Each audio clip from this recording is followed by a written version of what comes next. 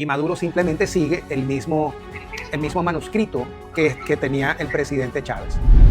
Y ahora tenemos un grave problema de la cocaína, del fentanilo, del cristal, de la droga que tú pienses estuvo entrando sin ningún tipo de obstáculo interrumpido a los Estados Unidos. Pero lo que están utilizando a Venezuela como una proxy. Estaban tratando de someter a Ecuador a la misma manera como está Venezuela, y Ecuador no se dejó, se negó. La cocaína también estuvo bajando hacia Argentina, la cocaína estuvo yendo hacia Paraguay, Brasil, y también la sacan por esas mismas partes hacia África y a Europa. ¿Qué es lo que ellos buscan? Ellos quieren todo, están dispuestos a tomarlo todo. Aquí en los Estados Unidos, no te falte duda de que aquí en Estados Unidos casi ganaron. Bienvenidos a China en Foco. Mi nombre es Julián Bertone. Es un placer estar otro día con ustedes.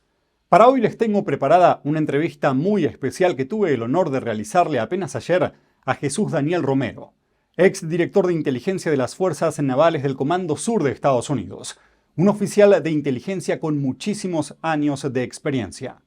Cuando me puse en contacto con él, mi intención era entrevistarlo para que nos ayude a entender qué es lo que está pasando en estos momentos entre Estados Unidos y Venezuela, y cuál es el papel de China en este escenario.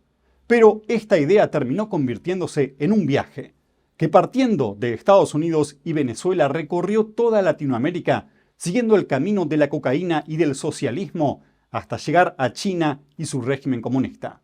¿Cuál es el inicio de esta ruta? ¿Cuáles son sus escalas más importantes? ¿Quiénes son sus protagonistas? ¿Y qué es lo que buscan? Jesús Romero nos cuenta estas cosas. Y creo darme cuenta que como buen oficial de inteligencia, se calla otras. A propósito, para dejarnos entender por nosotros mismos lo que no nos puede decir. A continuación les dejo la entrevista íntegra.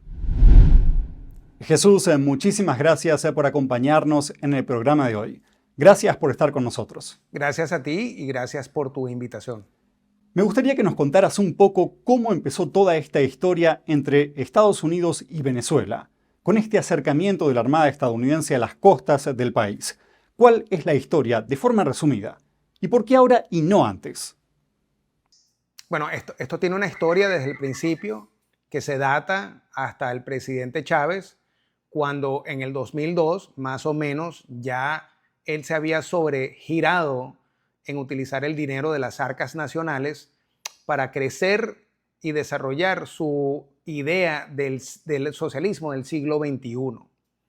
Cuando Chávez se gasta el dinero, ellos no tenían una idea de cómo seguir apoyando países como Argentina, como Bolivia, Nicaragua, como Honduras, para proyectar ese proyecto que ellos se habían trazado en el Foro de Sao Paulo en el 2005. Pero nosotros sabemos que existe evidencia pública de la posición del presidente Chávez cuando él hizo comentarios como que las FARC tenían un espacio, tenían un proyecto político, cuando él dijo de que iban a bombardear a los Estados Unidos con cocaína. Todo esto tiene un principio y por muchos años ellos liberaron una guerra asimétrica hacia los Estados Unidos con estos cuantiosos y grandes cargamentos de cocaína todos los años. Todos los años. Mientras más años pasaban, se ponía peor la situación, porque en Colombia nunca se pudo de verdad realmente reducir la producción de coca, ni en Colombia, y se hizo algo más o menos un muy buen trabajo en el Perú. Pero luego, te estoy dando la historia rápida, luego cuando llegamos al 2014, 2016, viene el Tratado de Paz en Colombia para que las FARC dejen las armas, pero recordamos de que cuando esto ocurrió hubo un segmento de las FARC que no aceptó este Tratado de Paz. Este segmento se convirtió simplemente en la Segunda Marquetalia y Chávez muere en el 2012, 2013 y entra Maduro, y Maduro simplemente sigue el mismo manuscrito que tenía el presidente Chávez.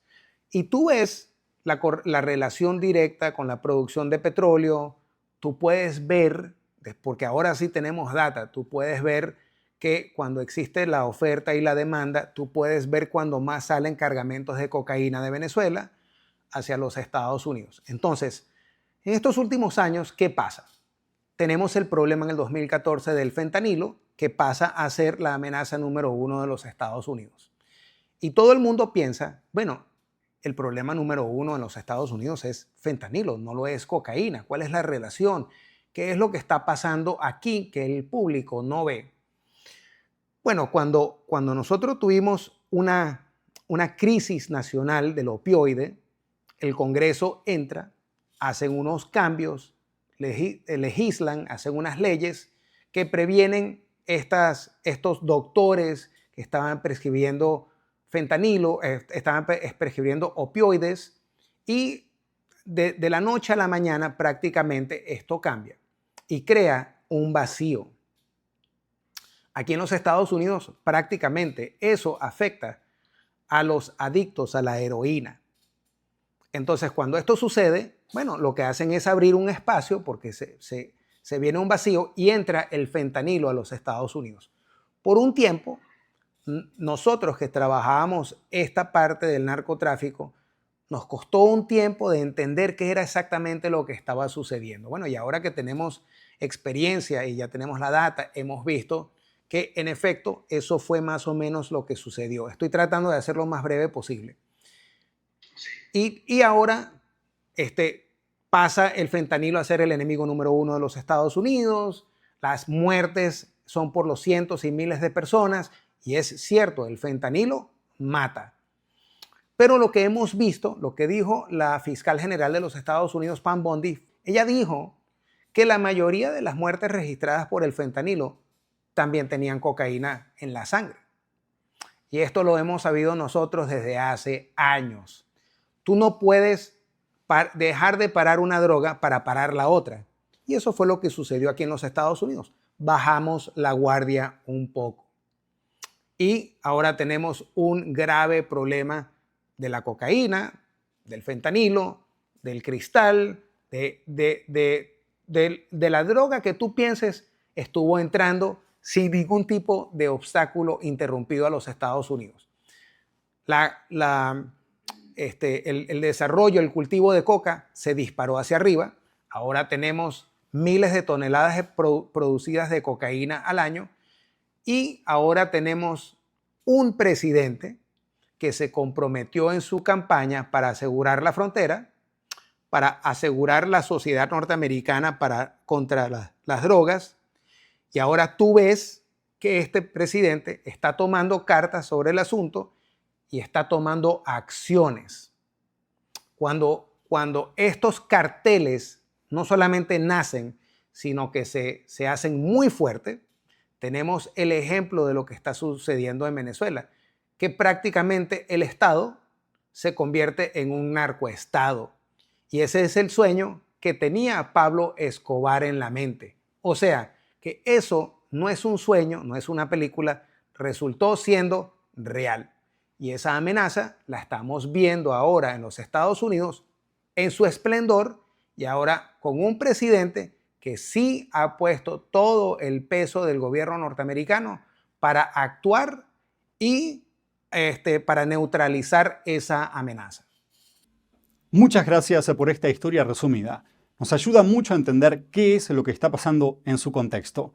Ahora, hay una cosa que me llama la atención, y es que pareciera que estos países relacionados al narcotráfico tienen intenciones detrás, y no se trata solamente de ganancias económicas, sino que aparentemente buscan generar un efecto en los países a los que exportan las drogas. ¿Qué nos puede decir sobre esto? Bueno, esa es una excelente pregunta y no toda la cocaína va hacia los Estados Unidos. Hay una gran parte que se dirige hacia Europa. Mientras que vayan a los países pudientes, los países que de verdad realmente puedan pagar por eso, ahí es donde viene la oferta y la demanda. Pero nosotros podemos apreciar cómo nos ha afectado la cocaína en particular en nuestros países en Sudamérica. La cocaína principalmente, en su gran mayoría, sale de Colombia, sale de Ecuador, sale de Bolivia y sale del Perú. Nosotros sabemos eso, pero para hablar más conciso sobre el problema, la gran mayoría es producida en Colombia. Colombia no tiene ahora mismo, debajo de esta presidencia, la política necesaria para contrarrestar la producción de coca, que es la producción de cocaína, y nosotros vimos en estos últimos 2 o 3 años cómo tuvimos casi cerca de perder Ecuador en el abismo de la violencia. Vimos todos nosotros lo que estaba sucediendo, pero casi nadie estaba diciendo, ¿y cuál es la causa de esa violencia tan dramática que se está viviendo en Ecuador? Y es los envíos de cocaína que salen de Colombia.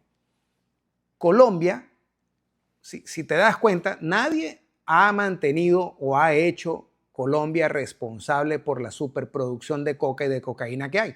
Nadie les ha llamado la atención. Pero lo que están utilizando a Venezuela como una proxy.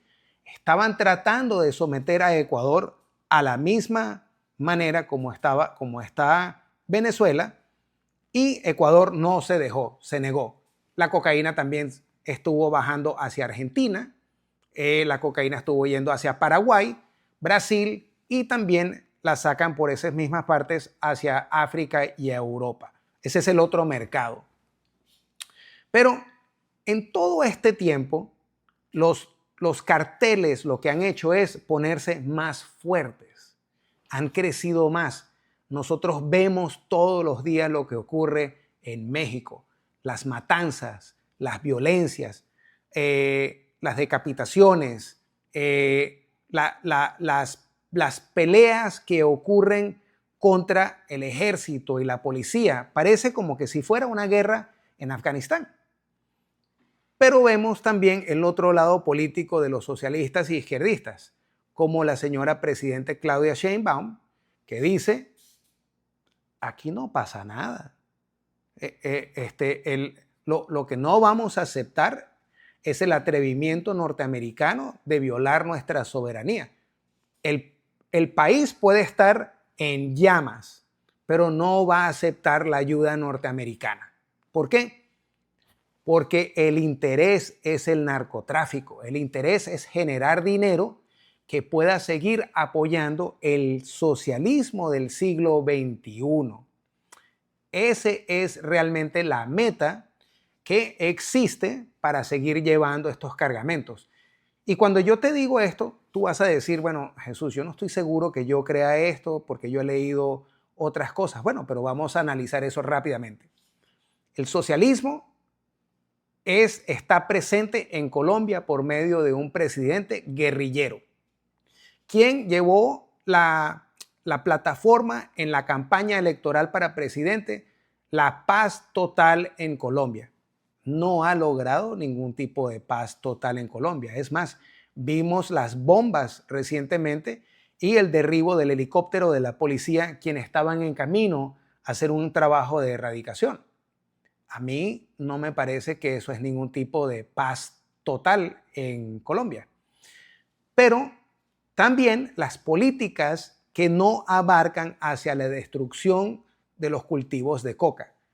La gente va a decir, tradicionalmente los indígenas y las culturas milenarias que necesitan de su coca para su religión, para su cultura y su sociedad. Bien, yo estoy totalmente de acuerdo. Estoy totalmente de acuerdo que ellos tengan sus plantas y las cosas que ellos necesiten para identificarse con su cultura. Pero yo no estoy seguro que 350,000 hectáreas de coca es exactamente para uso religioso o para uso cultural. Entonces ahora, ¿qué es lo que está pasando? Bueno, los Estados Unidos dijo, basta, no vamos a seguir aceptando esto. El presidente Trump ha articulado cuál es la justificación de las acciones que está tomando la presidencia, la administración de Trump. El secretario de Estado ha justificado y articulado de que Nicolás Maduro ya no es un presidente y no tiene los beneficios de ser presidente del país de Venezuela. Y por lo consiguiente, se ha se ha designado Venezuela y el Cartel de los Soles como una organización terrorista, y debajo de este escenario, el título 50 de la ley norteamericana le da al presidente norteamericano 4 categorías de acciones que puede llevar hacia neutralizar esta amenaza, que son operaciones clandestinas, restricciones y sanciones, y también uso militar para neutralizar esa amenaza. Esas 4 categorías, el presidente norteamericano, yo solamente viendo como buen observador de las noticias, ya yo he visto que 3 de esas 4 categorías ya se están llevando adelante. Se hace el despliegue militar hacia el Caribe, existen sanciones y restricciones. Venezuela tiene sanciones y restricciones que están valoradas entre 65 y 70 millones de dólares. Y ahora estamos viendo este gran despliegue que parece ser que tiene ahora un efecto psicológico para presionar al Cartel de los Soles a que se rindan y se entreguen. Entonces, ¿cuál es el escenario que estamos viendo? Bueno, si esto presiona al Cartel de los Soles para entregarse, Venezuela tiene una oposición que ganó las elecciones el 28 de julio del 2024, y ellos son los que deberían ser instaurados para recuperar a Venezuela como un Estado libre y democrático. Entonces, dentro de estas 4 categorías de acciones, la que nos faltaría por ver son las operaciones clandestinas. ¿Eso podría llevar a que de un momento a otro Donald Trump pueda hacer algún anuncio sobre Nicolás Maduro o sobre alguna situación que ya se logró resolver en territorio venezolano? Muy bien, ese es otro importante punto que creo que vale la pena apuntar. ¿Recuerdas de que durante la primera administración del presidente Trump tomó acciones para neutralizar al general Soleimani, miembro del Ejército Revolucionario de Irán, quien llevó a cabo acciones resultando en la muerte de soldados norteamericanos en el Medio Oriente? El presidente Trump decide neutralizar esa amenaza y lo asesina. Ese es un ejemplo. El otro ejemplo, y todo esto es debajo del título 50. El título 50 es el que le da la autonomía de llevar a cabo este tipo de acción. El segundo, que es más reciente, que pienso que la audiencia posiblemente entenderá un poco más claro, es los ataques estratégicos que llevó a cabo los Estados Unidos contra las instalaciones nucleares en Irán, que terminaron siendo destruidas cuando habían terminado la operación y los aviones se encontraban en camino hacia los Estados Unidos. Luego de haber pasado por el estrecho de Gibraltar, el presidente dio una rueda de prensa y declaró de que había tomado acciones contundentes para la destrucción de estas instalaciones nucleares en Irán, que poseían una amenaza directa para la seguridad de los Estados Unidos. Entonces, en lo referente a Maduro y su continuidad en el poder, ¿qué podríamos esperar? Bueno, yo no tengo una bola mágica, sino que simplemente debajo de mi experiencia, yo diría que no le falta mucho tiempo. Yo sé que existen personas y críticos que dicen lo opuesto, pero solamente hay que observar las acciones pasadas y las acciones contemporáneas. Debajo de las acciones que yo acabo de apuntar debajo del título 50, de estas 4 categorías se han llevado adelante 3, y yo pienso de que posiblemente exista un esfuerzo para buscar una salida a los fugitivos del Cartel de los Soles, para que entreguen el gobierno, o para que los entreguen, o para que los arresten adentro de Venezuela y se los entreguen a los norteamericanos, para que ellos cumplan, bueno, primero para que pasen por la justicia norteamericana y terminen de tener una sentencia para que cumplan su condena en los Estados Unidos. Yo creo que debajo de ese escenario, que pienso que es el más posible, que ahora mismo se esté tratando de buscar una manera de que esta entrega no ponga en peligro la propia estabilidad interna de la seguridad de Venezuela. Porque el público piensa como misión imposible, va a llegar alguien con un lazo que viene del techo y de repente van a agarrar al fugitivo y se lo van a llevar. Bueno, Hollywood y la realidad son un poco diferentes, pero te imaginas de que haga una operación así y dejen que Venezuela empiecen las oposiciones, el régimen, y empiecen a matarse uno al otro en las calles por el control de Venezuela. Eso yo creo que es lo más importante que debe de tener en cuenta la administración del presidente Trump. Si nosotros jalamos a este fugitivo, ¿quién va a cuidar el gallinero? ¿Quién va a cuidar la estabilidad del país? Entonces tú oyes que hay gente que dice, el tamaño del despliegue de ese contingente de la Marina norteamericana que ha llegado al Caribe no es suficientemente grande de envergadura para poder llevar a cabo una invasión. Yo nunca he oído a la administración del presidente Trump mencionar de que va a llevar a cabo una invasión a Venezuela. No lo he oído. Tampoco he oído ni el Pentágono ni la Casa Blanca decir oficialmente tenemos una contingencia en el Caribe para llevar a cabo operaciones para arrestar a Nicolás Maduro, que es un fugitivo.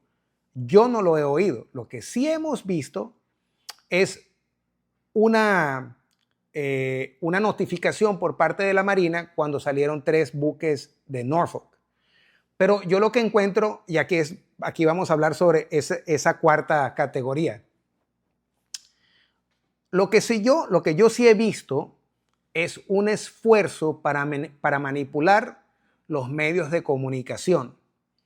Yo he notado de que alguien en el gobierno norteamericano se la pasa filtrando información a Reuters. Bueno, eso es un evento técnico, tradicional y clásico de las páginas de una campaña psicológica. El gobierno no está diciendo nada, sale Reuters como medios de comunicación, pero el gobierno no desmiente ni corrobora la información que están sacando los medios de comunicación. Entonces, a mí, como previo subdirector de inteligencia de las Fuerzas Navales del Comando Sur y oficial de inteligencia por muchísimos años, me dice a mí que esta es la fase 1 de una campaña para desgastar el enemigo. Esto también sería parte de la respuesta de Estados Unidos a la guerra asimétrica que estos países involucrados con el narcotráfico están jugando, algo de lo que no se habla mucho. De acuerdo contigo. Ahora bien, según antecedentes históricos, el socialismo funciona como una especie de etapa previa al comunismo. Es decir, que el objetivo final del socialismo es instaurar el comunismo en un país. Y, según lo que usted nos cuenta, las drogas, ya sea la cocaína, el fentanilo u otros narcóticos, servirían también como una puerta de entrada para el socialismo, o una forma que tiene el socialismo para contagiarse a otros países para degradarlos. Entonces, ¿qué papel tiene la China comunista en este escenario? ¿El régimen chino apoya a estos países involucrados con el narcotráfico? ¿Qué tiene que ver en todo esto? Bueno, aquí hay algo importantísimo que yo creo que vale la pena de tocar por un minuto. Si tú ves las acciones que ha tomado el socialismo del siglo XXI, que ha convertido países que eran de derecha o de centro y lo han convertido en países socialistas como Bolivia, como en alguna manera durante la presidencia de los Kirchners en Argentina, en Nicaragua, en Cuba, en México. Si tú notas, son los países que han desconocido a Taiwán a favor de la China. Ese es un paso principal. Ese paso principal yo lo viví cuando yo estaba designado en Panamá entre el 97 y el año 2000. Yo vi cómo llegó la China y ofreció pagar por la concesión de operación por los dos puertos del Canal de Panamá, por Balboa y Cristóbal. Yo vi indicios de corrupción para ellos obtener el beneficio de la concesión que les fueron otorgadas a ellos. Nosotros estamos viendo esa jugada, la hemos visto en Latinoamérica, la hemos visto, un perfecto ejemplo, en Argentina. Cuando la China entró supuestamente para el desarrollo del observatorio, que me parece algo muy altruista de ellos, para el bien de la humanidad, y ellos logren entrar y recibir esa concesión adentro de la Argentina. Eso ha pasado en otros países como el Perú, con el puerto de Chancay, que también yo tuve la oportunidad de estar designado a el Perú durante los años de que se estaba viendo la posibilidad de los chinos de apoyar el desarrollo de Chancay. Todo esto es para decir, todo esto sucede en un golpe, pero un gran golpe que le dan los chinos hacia el hemisferio occidental. Entre el año 2000 y ahora estamos en el 2025, básicamente en 25, 28 años, ellos se han tomado un territorio del cual le pertenecía por la historia. Yo no estoy diciendo que es bien o es mal, yo simplemente estoy haciendo la anotación. Era un terreno que era del patio trasero de los Estados Unidos. Pero los Estados Unidos deja de tener interés en este hemisferio justamente con el 9/11. O sea, en 2001, los Estados Unidos ha estado enfocado en una sola guerra contra el terrorismo. Mientras tanto, los chinos han entrado a tomarse el territorio sin un soldado y sin haber disparado una bala. Pero ahí no para. Estos países, la gente dice, bueno, eso es culpa de Argentina.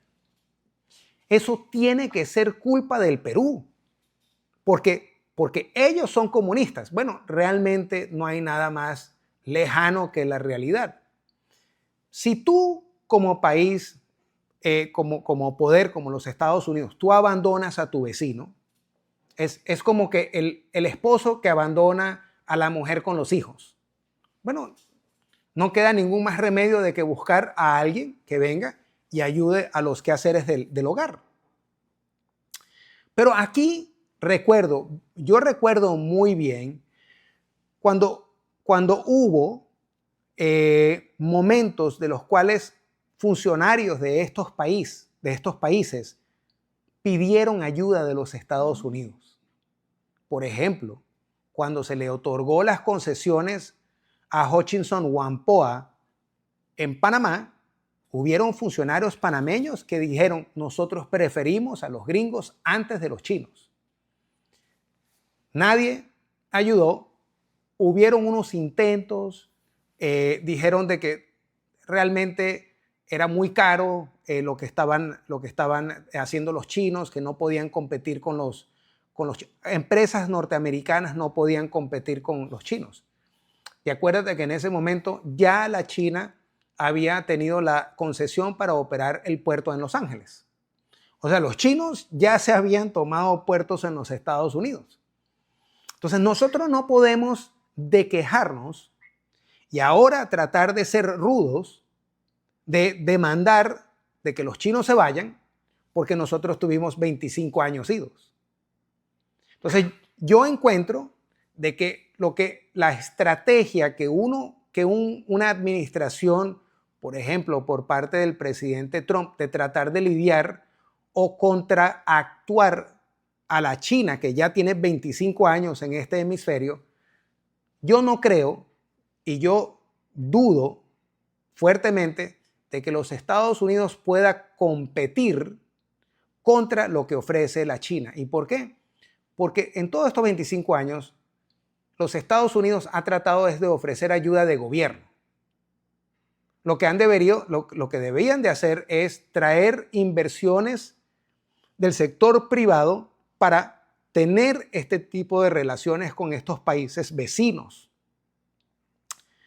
El gobierno no es la solución para los problemas. Es el medio que se utiliza para reunir todas estas inversiones y todas estas relaciones para salir adelante. Yo encuentro de que hubieron muchísimas oportunidades debajo de diferentes administraciones del gobierno norteamericano para tener esa relación. Y aquí estamos 25 años después y lo único que hacen es criticar al presidente Trump porque él es malo, él me habla feo, cuando dice que los chinos es una amenaza para los Estados Unidos. No, el presidente Trump me falta el respeto y yo me voy a molestar por eso y no me importa ni los chinos, ni los rusos, ni Irán, ni el terrorismo, ni el socialismo del siglo XXI. Con todo esto, la pregunta que me hago, y es sobre algo particular que se nota mucho en Latinoamérica, es que cierto sector de la población compra muy rápido las ideas del socialismo. Entonces, ¿qué hay detrás de esto? ¿Por qué ocurre este enamoramiento con esta ideología y por qué se da con tanta facilidad? ¿Qué opina usted? Esa es otra excelente. Estás lleno de buenas preguntas. A ver, yo ahora que soy mayor de edad, yo he vivido algo que siempre me ha llamado la atención. Nosotros, las generaciones antes de nosotros, las que vienen de las guerras, o sea, tus bisabuelos o tus tatarabuelos, más o menos, estas fueron gente y personas que tuvieron que trabajar muy duro y este tipo de conocimiento y experiencia se los dieron a sus nuevas generaciones. Tu abuelo, el que haya venido de Italia o de Escandinavia o de donde sea, razón de la Segunda Guerra Mundial, que vinieron hacia las Américas para buscar oportunidades. Nuestra gente trabajó duro. Ellos trabajaron y desarrollaron un país tan hermoso, tan fuerte económicamente como lo era Argentina, como lo fue Venezuela, como lo hicieron muchos países. Nuestra historia no está libre de malos momentos. No podemos decir de que hubo un momento mejor que el otro, pero cuando tú te pones a ver en la cronología, nuestros países surgieron durante momentos muy duros, durante momentos de guerras, durante momentos de Guerra Fría. Ahora yo encuentro que esa experiencia como que se nos olvidó pasarlo a las nuevas generaciones nuestras.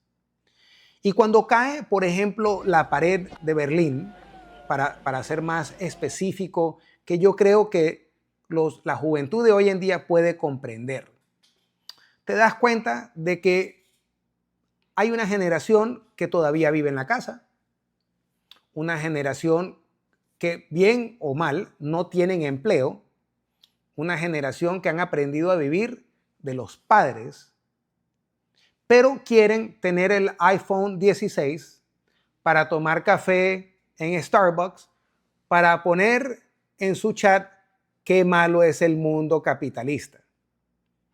Creo que esa lección, estoy tratando de decirlo bien básico para que nuestra juventud entienda, esa lección nosotros fallamos de pasársela a las generaciones nuestras luego del final de la Guerra Fría. Y creo que las predicciones que habían dicho muchos soviéticos de que ellos iban a ganar en los Estados Unidos sin disparar una bala, yo creo que eso lo estamos viendo con lo que está pasando en los Estados Unidos. Nosotros fallamos. Mis hijos, a veces en broma, yo lo tomo como broma, dicen: papá, las cosas no son así como antes, tú eres un dinosaurio. Bueno, dinosaurio no, sino que vengo con un conocimiento de lo que ha pasado anteriormente. Y aquí en los Estados Unidos algo muy curioso pasa. Cuando los hijos de nosotros se van a la universidad, muchos de ellos se convierten en medios socialistas, porque nosotros le estamos pagando la universidad. Le pagamos el alquiler de donde viven, la ropa que se ponen, la comida. tienen 4 años sin trabajar, en muchos casos, y cuando salen, salen con unas ideas muy altruistas, muy bonitas, y viven ese sueño socialista como por unos 10, 12 años, se casan, compran una casa, un departamento.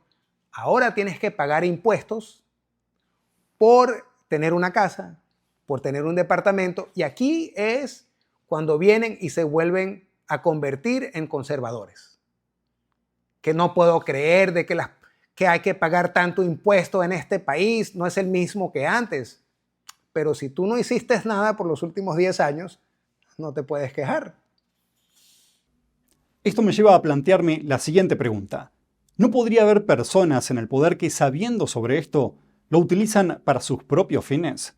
El socialismo y el comunismo también tienen una particularidad, que es la intención constante de propagarse, cosa que no sucede con otros sistemas o ideologías más conservadoras, que pese a sus aciertos o fallas, no tienen esa especie de intención invasiva de expandirse a otros países y a otras sociedades y continuar así hasta lo último.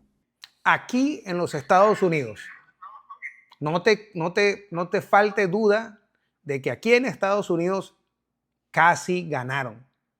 Aquí hemos visto, sobre todo recientemente luego del COVID, yo creo que es un periodo muy ejemplar de lo que sucedió aquí en los Estados Unidos. Viene el COVID, bueno, ya venía con una economía que venía medio arrastrándose, viene el COVID y todo el mundo para su casa y el gobierno subsidia casi todos los Estados Unidos. Cuando termina el COVID, la gente como que le gustó quedarse en la casa sin trabajar, recibir un cheque y tal vez trabajar en la computadora, pero obviamente era mejor que ir a la oficina a trabajar. Esta misma generación es la que piensa de que el gobierno, cuando hay una crisis, que el gobierno te debería de dar a ti un dinero para sostenerte, para apoyarte. Yo estoy de acuerdo, pero como que les falta la suficiente crítica para entender de que el gobierno no tiene un bolsillo sin final. Porque ese dinero que regala se lo tiene que otra vez buscar una manera de pagarlo. Y si tú no estás trabajando y no estás contribuyendo para la economía, entonces lo que estás causando es doble el problema. Es curioso, en nuestro programa al COVID-19 lo llamamos el virus del PSC, más que nada por su presunto origen y por la necesidad de ligarlo a las malas prácticas sanitarias y de contención del régimen chino que hicieron que el virus se propagara por todo el mundo y originara la pandemia. Pero con lo que usted nos cuenta ahora, podemos pensar que con el virus, queriendo o sin querer, también se propagaron principios de la ideología comunista o la cultura comunista en sociedades libres. Mira, yo voy a hacerte un comentario aquí para que tengas una idea de la magnitud de lo que voy a decir. Yo fungí como un oficial de inteligencia en el Centro de Inteligencia del Pacífico. Y mi trabajo era monitorear la China. Y yo lo hice por varios años. Yo viajé a la China varias veces. Yo tuve contacto y negocié directamente con los gobiernos de Corea del Norte, Vietnam, Laos, Camboya, la India y también Myanmar.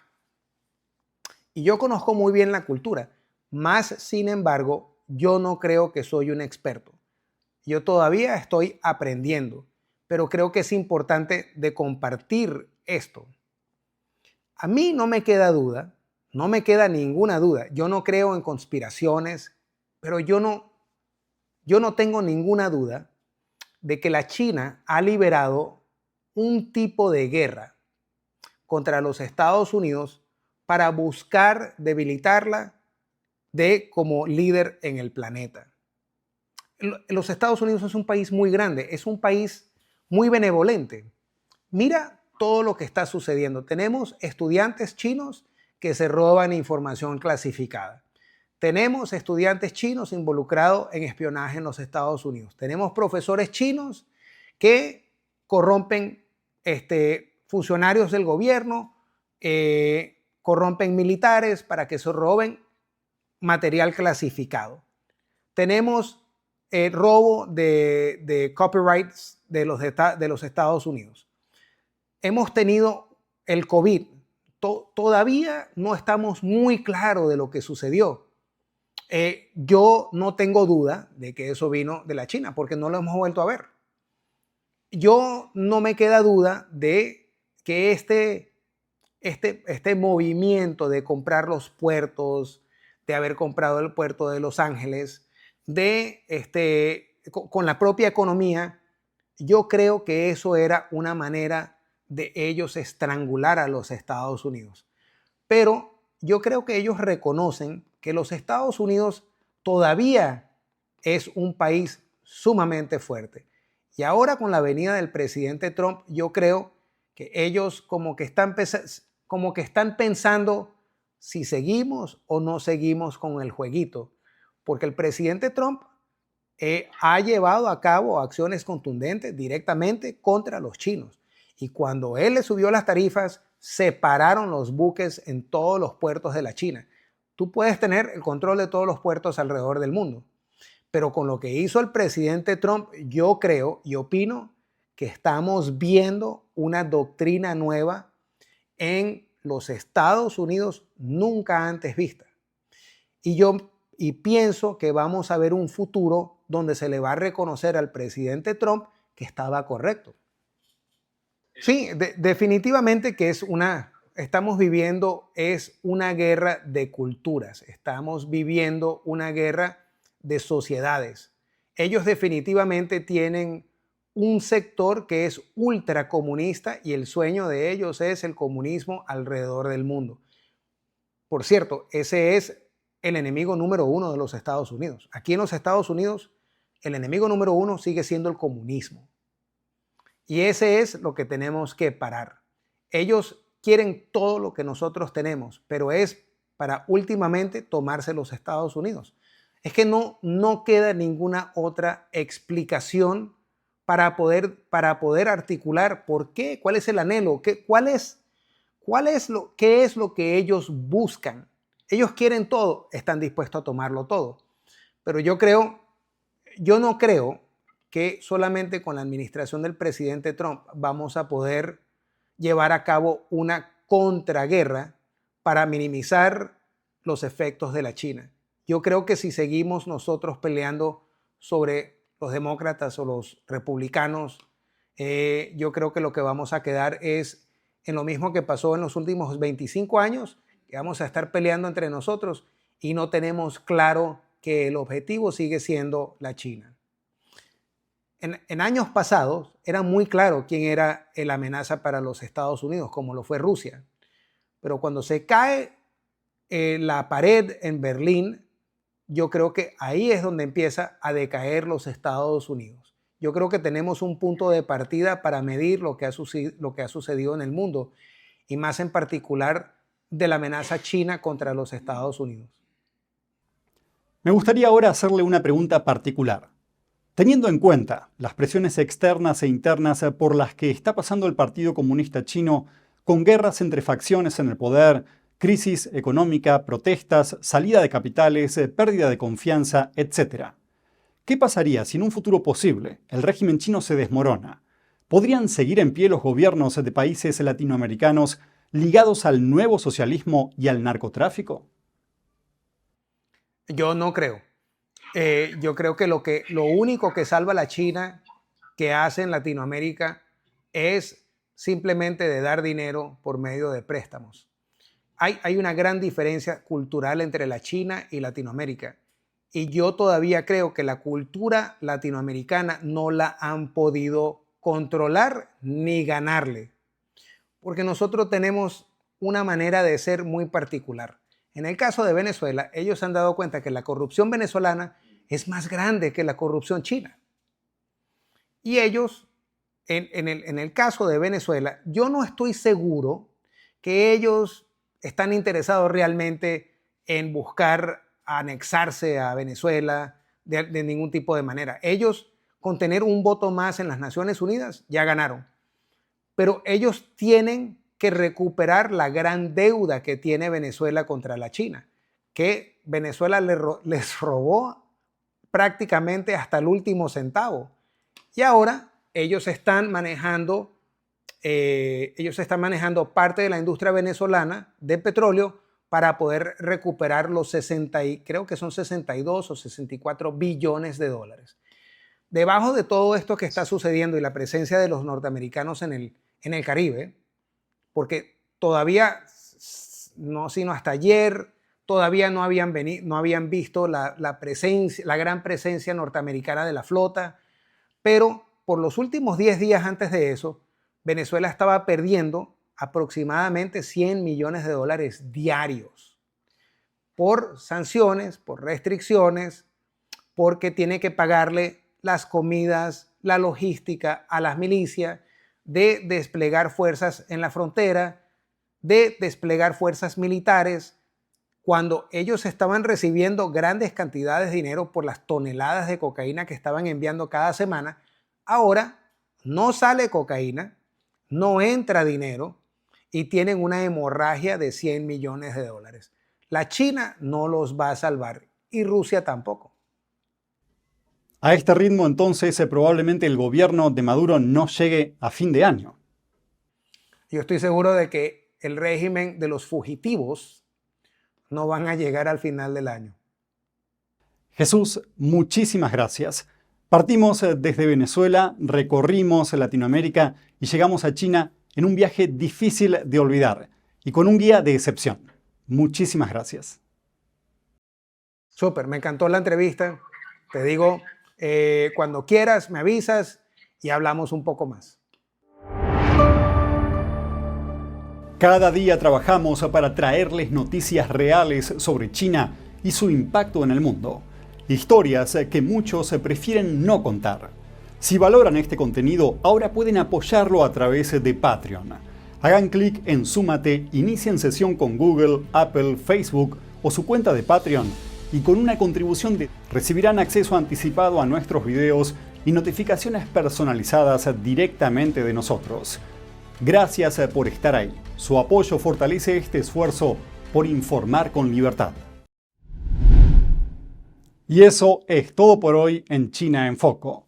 Espero que les haya gustado esta entrevista. Déjennos un comentario, suscríbanse a nuestro canal y nos vemos la próxima.